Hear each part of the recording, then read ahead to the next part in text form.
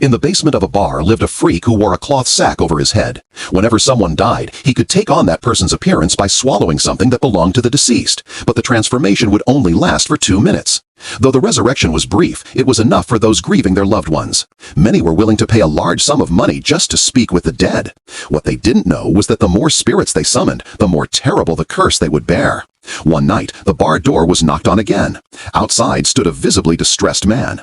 As soon as he entered, he took out money and said he wanted to see his deceased wife. But the old bartender refused and drove the man out. The old man seemed to know his time was almost up.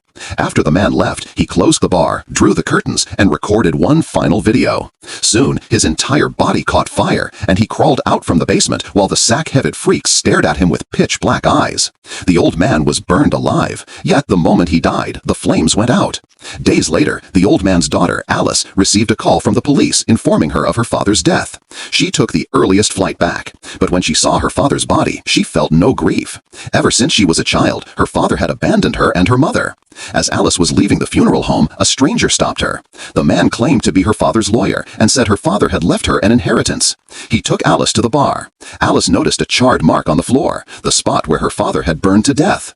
Her eyes followed the floorboards until they reached a tightly shut wooden door, from which a cold breeze seeped out. Suddenly, the lawyer snapped her out of her thoughts. He produced a contract and told her that to inherit the property, she must sign it. Thinking it was just a formality, Alice signed without much thought. She didn't realize that the moment she signed her name, she was bound to the monster in the basement.